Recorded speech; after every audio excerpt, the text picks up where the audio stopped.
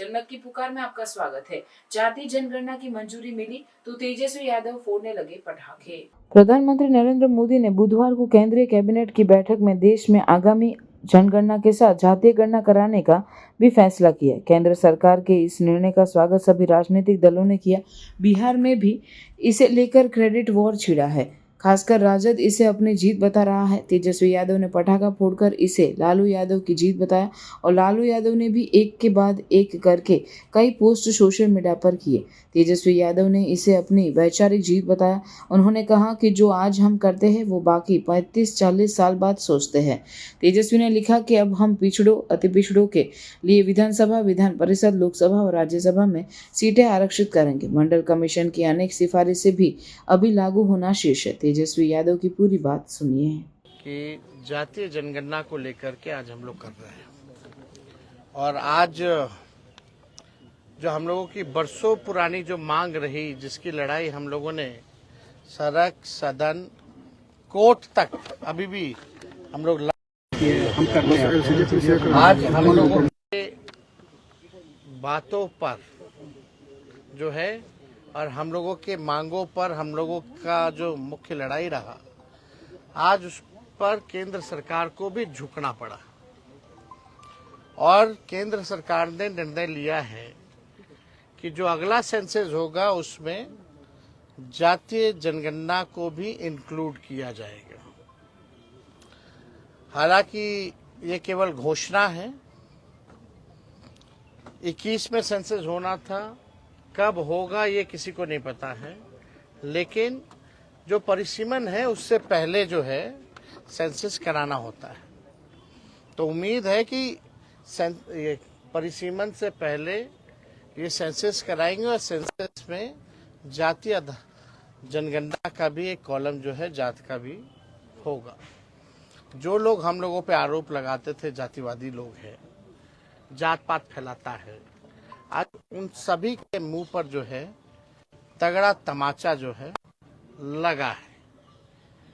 और ये जब तक हम लोगों को साइंटिफिक डेटा नहीं पता चलेगा पूरे देश की आखिर स्थिति क्या है, तब तक हम उन समाज, जो पिछड़ा समाज, जो गरीब, वंचित, शोषित जो लोग हैं, उनको हम लोग मुख्य धारा में नहीं ला सकते।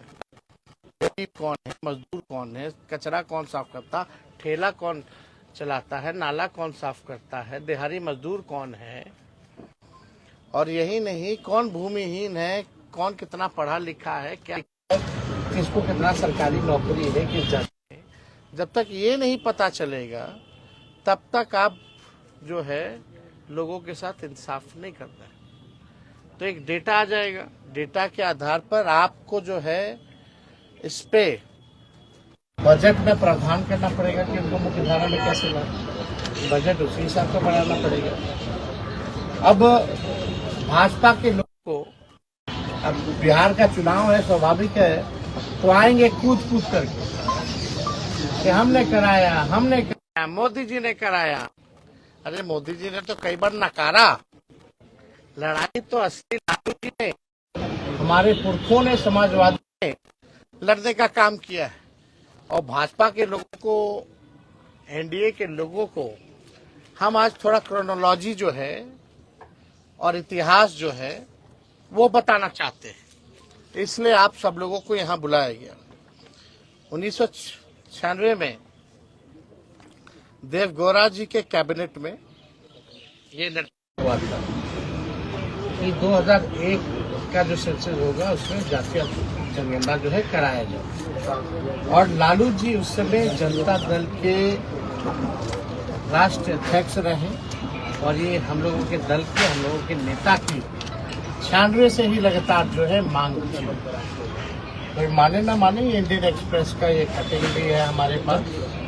जब देवगौड़ा ने ये फैसला लिया था, इसमें लिखा है the proposal for a caste based census, a move recently opposed by the Home Ministry, had been on top of the agenda of the 1996 United Front government.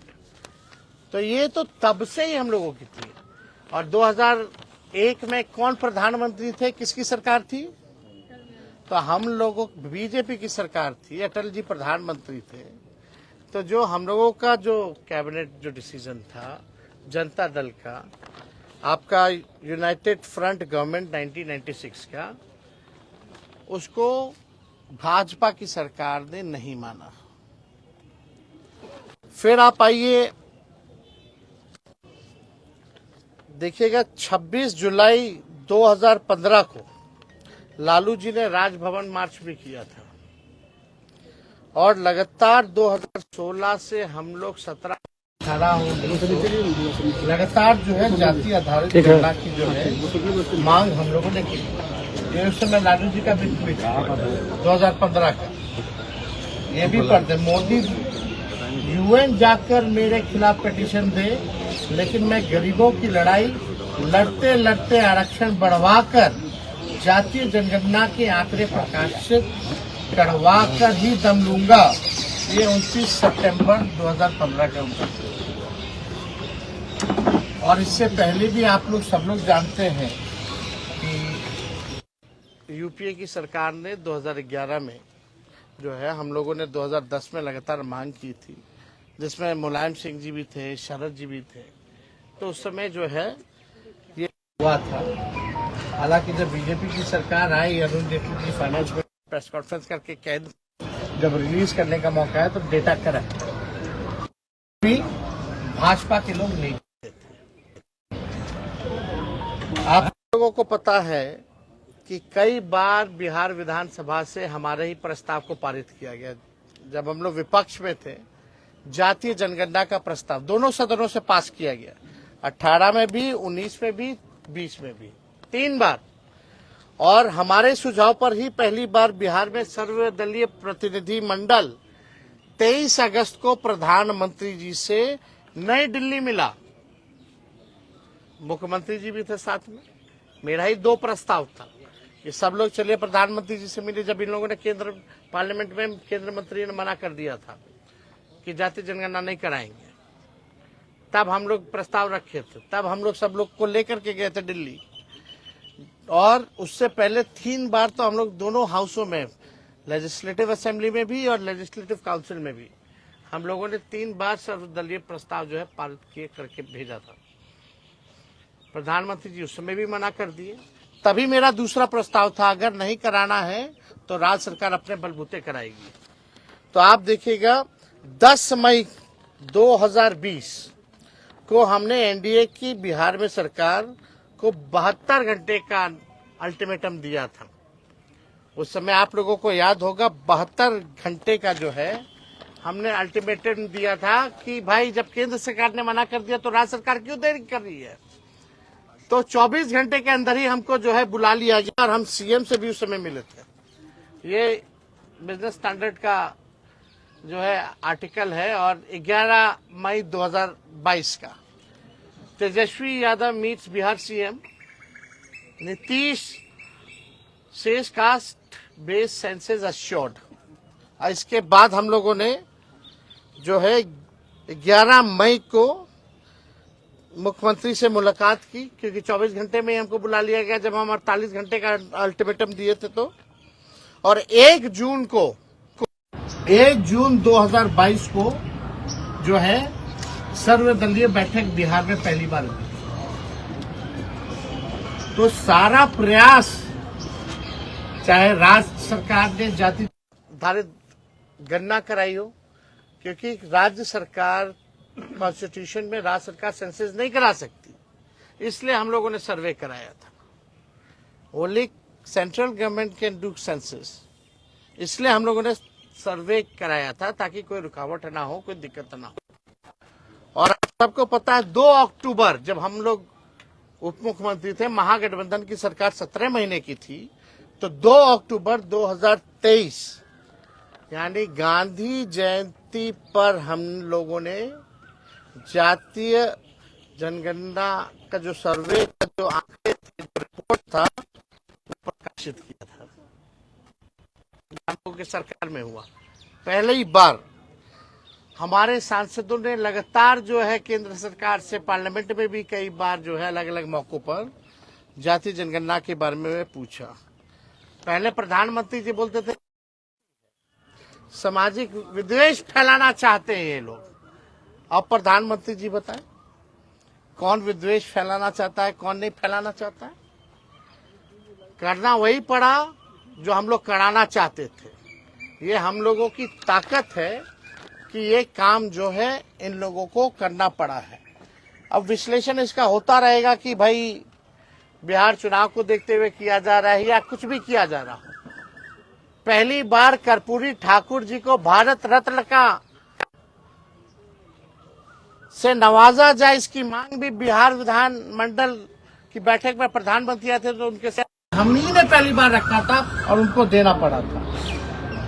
लेकिन जब हम लोगों ने आरक्षण बढ़ाया, केवल रिपोर्ट आ जाए आप उस पर काम ना करें तो कैसे चलेगा। तो बिहार सरकार अब तक क्या कर रही है, उस रिपोर्ट पर पहली बार जब सर्वे हुआ बिहार में, उसके बाद पहला बजट की सरकार में अभी कुछ दिन पहले, क्या उस सर्वे का कुछ भी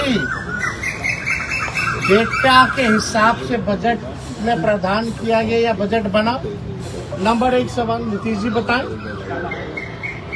क्यों नहीं उपयोग किया गया? जो शेड्यूल 9 में जो हमारा आरक्षण जो 65% हम लोगों ने बढ़ाया था 17 महीने की सरकार ने, महागठबंधन ने, उस आरक्षण को शेड्यूल 9 में भाजपा के लोगों ने क्यों नहीं रखा? अभी भी हमारी मांग है कि एक दिन विधानसभा चालू कर दीजिए, पार्लियामेंट एक दिन का ऑन कर दीजिए, 65% या 75% करके लाइए। आज हम लोग सब लोग मिलकर पास करते हैं और यहाँ से हम लोग भेजते थे केंद्र में, और केंद्र सरकार जो है उसको शेड्यूल 9 में उसी दिन डाल दे। क्या ये करेगी? क्या मोदी जी करेंगे? क्या ये नीतीश कुमार जी करेंगे? करना तो पड़ेगा ही, एक ना एक तो इनको करना पड़ेगा। अब सोचिए लालू जी की दूरदृष्टता को देखिए कि भाई 30 साल पहले 96 में जो फैसला लिया गया, आज मोदी जी को अमल करना पड़ रहा है। तो हम लोग चाहते हैं और अगली हमारी लड़ाई होगी, एक तो हम लोग देख रहे कि कब करा दे, और करा रहे तो रिपोर्ट का ही लोग क्या कर रहे हैं। और हमारी अगली लड़ाई होगी कि जिस हिसाब से दलित आदिवासी भाइयों का पार्लियामेंट के चुनाव में या स्टेट के विधानसभा के चुनाव में सीटें आरक्षित हैं, उसी हिसाब से हमारी सबसे बड़ी लड़ाई होगी कि पिछड़ा समाज, अति पिछड़ा समाज के लिए भी पार्लियामेंट के चुनाव में, विधानसभा के चुनाव में सीटें आरक्षित हो। और ये करवा करके ही हम लोग दम जो है लेने का काम करेंगे, और किसी भी कीमत पे इससे हम लोग कॉम्प्रोमाइज नहीं करेंगे। जिसकी हिस्सेदारी है उस हिसाब से लोगों को उनको मान सम्मान जो है, जगह जो है मिलनी चाहिए। तो मेरा सबसे बड़ा सवाल कि शेड्यूल 9 में क्यों भाजपा के लोगों ने अब तक लटका रखा है? नया प्रपोजल लाए, हम लोग पास करते हैं। दूसरा सवाल कि बिहार का जो सर्वे आया जाति जनगणना का, तो एनडीए की सरकार ने उसके अनुरूप बजट जो है क्यों नहीं बनाया? तीसरा हमारी लड़ाई होगी कि पिछड़ा अति पिछड़ों को भी पार्लियामेंट के चुनाव में और विधानसभा के चुनाव में भी सीटें आरक्षित। तो और कोई सवाल अगर आप लोगों का होगा आप लोग सर, 1990 से लालू जी इसकी लड़ाई लड़ रहे हैं, शरद यादव जी नहीं रहे, रामविलास जी की आवाज उठाई, जिसको पुरखों की जीत है, ये हम लोगों के पुरखों की जीत है, ये समाजवादी नेताओं की जीत है, समाजवाद की जीत है। सर सामने लोगों ने लगातार जो है, हमारे नेताओं ने समय समय पर इसकी लड़ाई, चाहे सड़क हो, सदन हो या कोर्ट कचहरी हो, और आज भी मजबूती के साथ हम लोग लड़ रहे हैं। और हमारे एजेंडे पर ही भाजपा के और एनडीए के लोगों को नाचना पड़ रहा है। ये तो जीत हुई है, लेकिन अभी देखते हैं कि खाली बिहार चुनाव के लिए सब गुस्सा तो थोड़ा है कि वाकई में ये करा रहे हैं तो रिपोर्ट का कचरे के ढेर में तो नहीं फेंक रहे हैं। तो हमारी नजर हर एक चीज पे।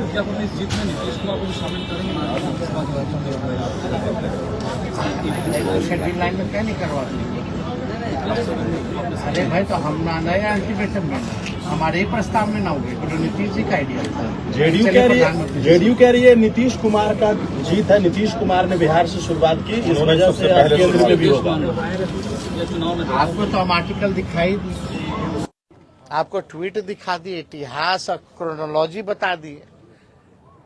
ये तो 96 में देवगौड़ा सरकार ने, जब लालू जी जनता दल के अध्यक्ष थे तभी करवा दिया, लेकिन अटल जी की सरकार ये लोग ट्वीट तो खेल रहे, तो ट्वीटे में काम ये लोग सड़क पे लड़ाई लड़ी, सदन में लड़ाई लड़ी, उसका कोई योगदान नहीं है क्या?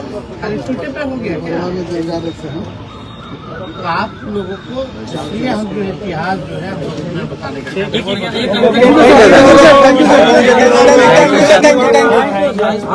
भाई क्या उसको भाई जो भी लड़ाई भी होगी, जो भी बिहार का है तो गौतम भाई भाजपा की सरकार भाई हमको प्रेम होता है,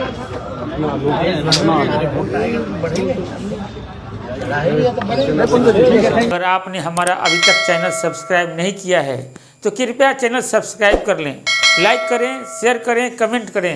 तो मिलते हैं फिर किसी और खबरों के साथ। नमस्कार।